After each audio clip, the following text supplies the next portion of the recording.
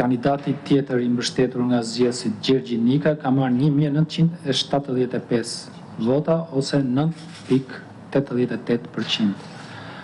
Për Bashkinë e Beratit kemi këto rezultate paraprake.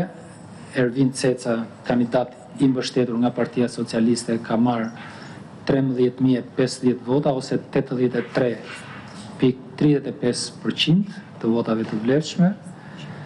Kandidati Pavlo Shkarpa, i mbështetur nga zgjedhësit, ka marrë 2.607 vota ose 16.65%. Për Bashkinë e Cerrikut kemi këtë rezultat. Eligert Hima, i mbështetur nga Partia Lëvizja Shqipëria bëhet 1.275 vota ose 13.62%. Amarilda Hoxha, mbështetur nga zgjedhësit, kandidati mbështetur nga zgjedhësit ka marrë 1.888 vota ose 20.16%. Florence Doka, kandidati mbështetur nga Partia Socialiste, ka marrë 6.201 vota ose 66.22%. Për Bashkinë e Matit, rezultati është si vijon. Rezultati paraprak: Altin Bojni, kandidati mbështetur nga Partia Socialiste, ka marrë 7.425 vota ose 66.54%. Eduard Brahilika, kandidati mbështetur nga zgjedhësit, ka marrë 3.184 vota ose 28.54%. Suzana Pasha, e mbështetur nga zgjedhësit, kandidati mbështetur nga zgjedhësit, ka marrë 549 vota ose 4.92%. Dhe për Bashkinë e Tepelenës, rezultatet paraprake janë ato vijuese. Gabriel Guma, kandidat i mbështetur nga zgjedhësit, 982 vota ose 22.15%. Gramos Sako, kandidat i mbështetur nga Partia Socialiste, 3.261 vota ose 77.85%. Në lidhje me pjesëmarrjen, e cila është një dhënë që është updatuar në bazë të rezultateve të procesit të numërimit dhe të vlerësimit të votave, për Bashkinë e Vlorës, në total, pjesëmarrja për të 5 bashkitë ka qenë 18.45%, 18.45%. Për Bashkinë e Vlorës 12.54%, për Beratin 19.81%, për Cerrikun 24.81%, për Bashkinë e Matit 39.23% dhe për Bashkinë e Tepelenës 34.63%. Sikurse e kemi bërë me dje po edhe më parë, në Bashkinë e Tepelenës ne testuam përdorimin e inteligjencës artificiale në numërimin dhe vlerësimin e votave. Kjo mënyrë e numërimit të fletëve të votimit asesi nuk ishte për qëllim që të zvendësonte mënyrën manuale apo atë fizike të numërimit, të cilën e përcakton kodi zgjedhor, e cila ngelet sot e gjithë ditën ajo ligjorja.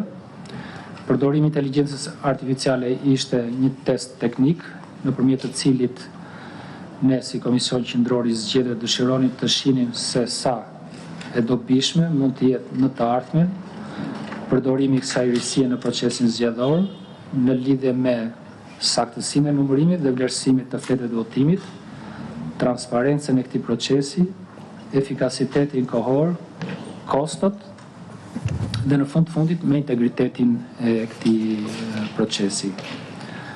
Më së paku, përdorimin e inteligjencës artificiale në numërimin dhe vlerësimin e fletëve të votimit e kemi parë si një mjet të përshtatshëm për kontrollin e profesionalizmit dhe ndershmërisë profesionale të numëruesve dhe të komisionerëve zgjedhor. Testi i kryer dje ishte i suksesshëm plotësisht dhe përmbushi të gjitha pritshmëritë e KQZ-s. Leximi dhe më pas numërimi i fletëve të votimit u krye me sukses të plot, pra duke përdorur inteligjencën artificiale. Pamjet filmike të përftuara gjatë numërimit dhe vlerësimit me dorë të fletëve të votimit u lexuan dhe u analizuan në kohë reale nga programi përkatës kompjuterik i cili bazohet në inteligjencën artificiale. Në përgjithësi, leximi dhe analiza e këtyre pamjeve prodhoi pothuajse 100% të njëjtin rezultat me atë që doli nga numërimi fizik i fletëve të votimit. Pamjet e faqes ballore të fletës votimi, pra të asaj që përmban emrat e kandidatëve, u lexuan me saktësi të plot nëpërmjet sistemit të inteligjencës artificiale. U konstatuan vetëm disa pasaktësi në leximin e faqes së pasme të fletës votimit, ku ndodhen vendet e vulosjes së saj. Vlerësojmë që në të ardhmen arritja e saktësisë 100% në numërimin dhe vlerësimin e fletëve të votimit nëpërmjet përdorimit të inteligjencës artificiale do të varet nga ndërtimi i disa protokolleve teknike, të cilat do duhet të respektohen nga komisionerët dhe numëruesit gjatë kryerjes së procedurave të numërimit dhe vlerësimit të fletëve të votimit. Në së pari, është e qartë që do duhet të bëhen ndryshime në kodin zgjedhor, në mënyrë që rezultatet e prodhuara nëpërmjet përdorimit të kësaj teknologjie të konsiderohen ligjërisht zyrtare. Po, ky ishte komunikimi im publik në lidhje me procesin zgjedhor dhe veçanërisht pjesën që ka të bëjë me numërimin dhe vlerësimin e fletëve të votimit për zgjedhjet për kryetar të 5 bashkive. Pyetje? Ekselasheu Euronews Albania, zoti Celibashi, do doja të ndalesha pikërisht tek përdorimi i inteligjencës artificiale si test në zgjedhjet në Tepelen. Ju e konsideruat një test të kaluar me sukses. A e shihni të mundshme që inteligjenca artificiale të aplikohet në zgjedhjet vendore të 2027 si projekt pilot? Do të ishit ju dakord si kryekomisioner? Faleminderit. Ndoshta për të gjithë do duhet të sqarojmë që inteligjenca artificiale në rastin e zgjedhjeve mund të përdoret për shumë aspekte të procesit zgjedhor. Ne e pam si me dobi për ta përdorur gjatë procesit të numërimit dhe vlerësimit të fletëve të votimit. Dhe në këtë rast përdorimi i inteligjencës artificiale nuk shman nga pikpamja praktike teknike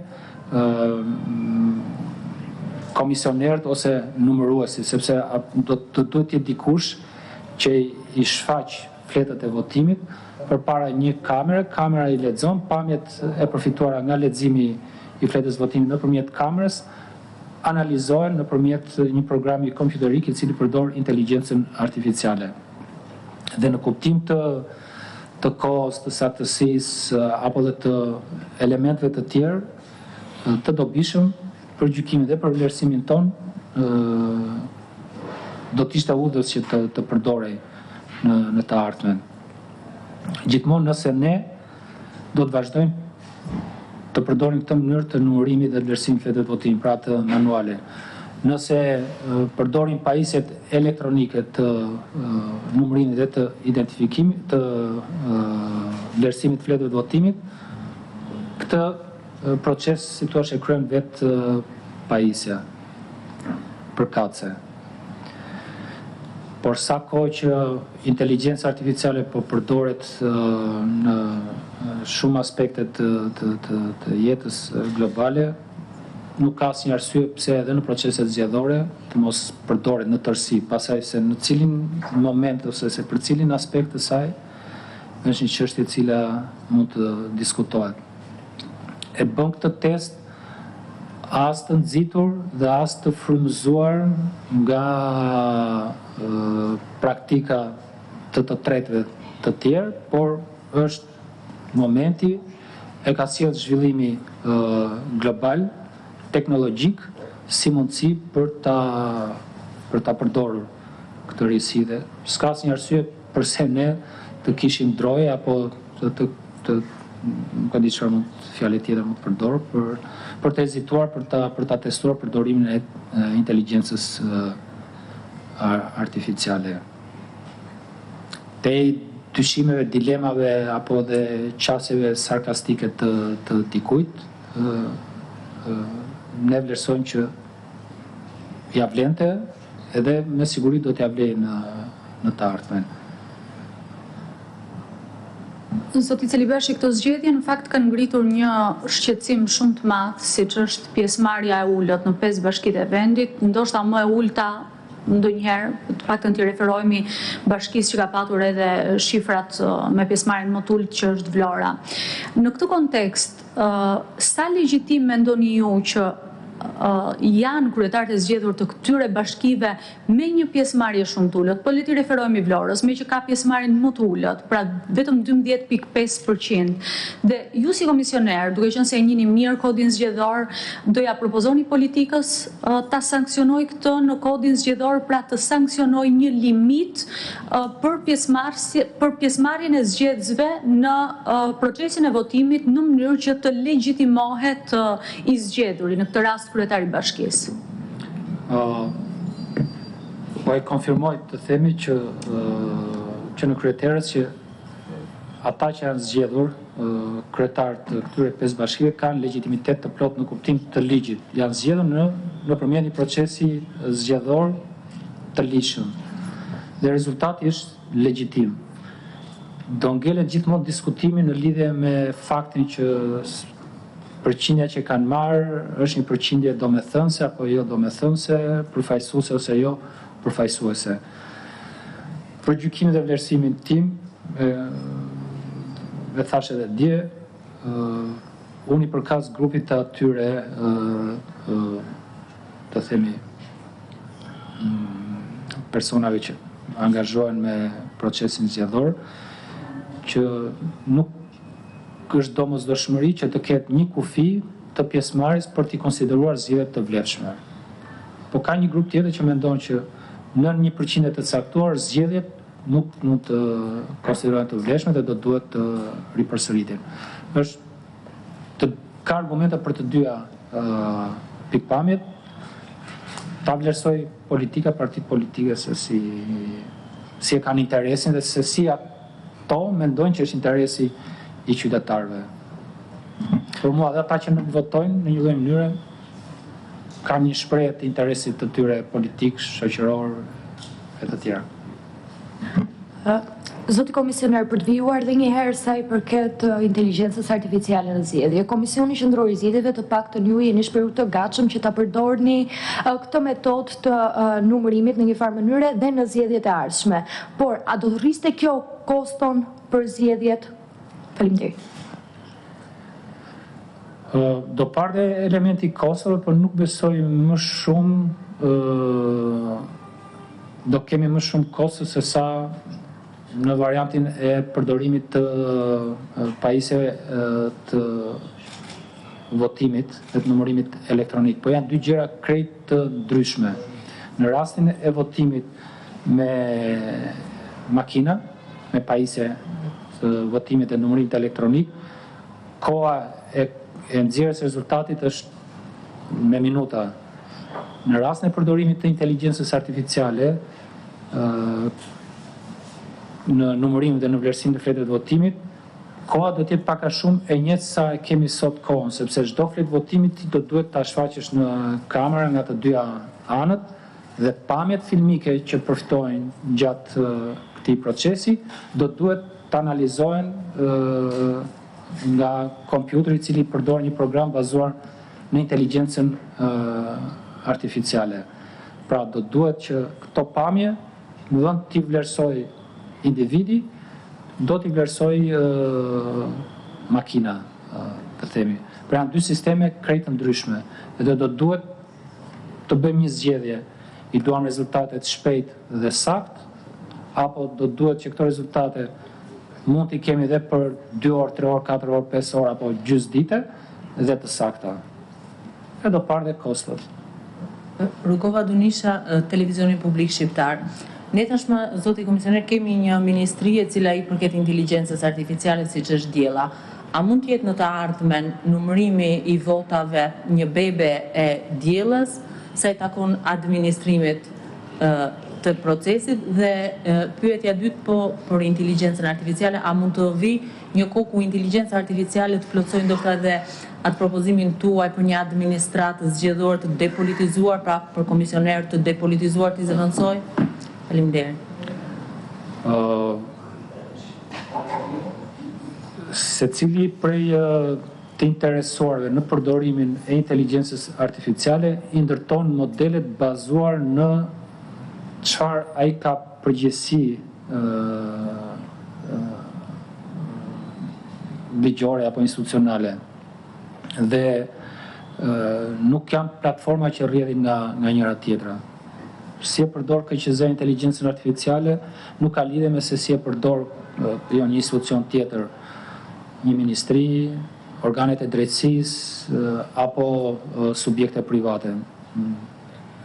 Nuk është se kemi një platformë kryesore dhe prej saj rrjedhin gjithë platformat e tjera. Inteligjenca artificiale, se po marr përsipër të shpjegoj më shumë edhe se ç'di ndoshta edhe se ç'jam i zoti për të shpjeguar, por gjithsesi për të mos i shmagur pyetjes tuaj, është një sistem i ndërtuar nga të tjerët, i cili mund të përdoret nga kushdo që shikon që ka dobi përdorimi e saj. Është një program, të themi kompjuterik, po e them kështu trash nëse mund të konsiderohet i përkufizuar i tillë, i cili është parë që ka shumë dobi në përdorim në shumë aspekte. Ne po shikojmë dobinë në përdorimin në zgjedhje. Qeveria shikon përdorimin e inteligjencës artificiale në punët e saj. Prokuroria në punët e veta, gjykata në punët e veta, biznesi në punët e veta. Pra është një sistem ku është i hapur për të gjithë për të përdorur. Mundësia për të përdorur është për të gjithë. Zoti Celibashi, ditën e djeshme paralelisht me zhvillimin e garës elektorale për 5 bashki në Shqipëri, u zhvillua edhe një garë dhe në fakt një proces edhe në Kosovë, ku 18 komuna ju nënshtruan procesit të balotazhit dhe një proces që u mbyll në orën 19, por rezultatin përfundimtar arritën ta kishin deri në orën 21:30. Ndërkohë, për 5 bashki në Shqipëri u desh një kohë shumë e gjatë për të pritur. Jo vetëm për këtë zgjedhje, por kryesisht edhe për zgjedhjet e përgjithshme, që vonesat në procesin e numërimit kanë qenë një problematik. Çfarë sugjeroni se duhet të ndryshojë në procesin e këtij organizimi dhe kur do të vi momenti që edhe ne do t'i kemi të paktën në krahasim edhe me Kosovën, po aq shpejt sa edhe Kosova rezultatet e zgjedhjeve. Faleminderit. Nëse ne nuk ndryshojmë këtë mënyrë të numërimit dhe të vlerësimit të fletëve të votimit, gjithë këtë protokoll që lidhet me vendin, kohën dhe njerëzit që angazhohen, këtë situatë do të kemi. Ne rezultatin e zgjedhjeve do ta kemi ditën e nesme ose të pasnesme apo në rast më të keq pas 2-3 ditësh.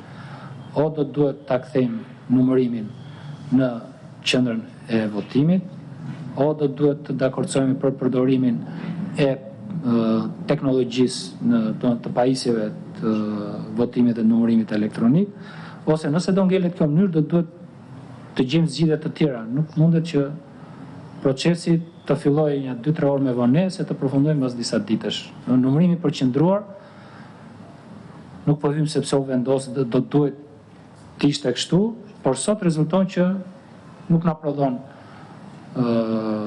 dobira. Harxojmë kohë, para, procesi nuk na duket i sigurt, nuk na duket me integritet, dhe do duhet ta ndryshojmë. Tani kjo është një çështje që pak ose as pak varet nga Komisioni Qendror i Zgjedhjeve, nga ju apo nga tjerë. Është çështje e partive politike, është çështje e kuvendit. Do duhet ta adresojmë. Ne do t'i përcjellim dhe i kemi përcjell kur ka qenë rasti mendimet dhe propozimet tona në lidhje me këtë aspekt të procesit zgjedhor, ngelet në dorë të tyre për ta vlerësuar. Por është e qartë për të gjithë që kjo mënyrë pak justifikon qëllimet që në fundit ekzistojnë në rastin e numërimit dhe vlerësimit fletëve të votimit. Po ka dhe shumë aspekte të tjera të procesit zgjedhor që do duhet në reformën e ardhshme zgjedhore të rikonsiderohen, dhe ajo çfarë ngelet e rëndësishme është koha. Shpresoj që ata ta fillojnë punën shpejt dhe ta përfundojnë sa më shpejt jetë e mundur. Brenda vitit 2026 do të ishte mirë që ne të kishim një ligj të ri zgjedhor. Nëse nuk do ta kemi brenda vitit 2026, ne do shkojmë në zgjedhjet e vitit 2027, në zgjedhjet vendore, në të njëjtën situatë sikur se kemi shkuar gati në këto 30 vite të shkuara. Faleminderit, ditë të mbarë dhe javë të mbarë.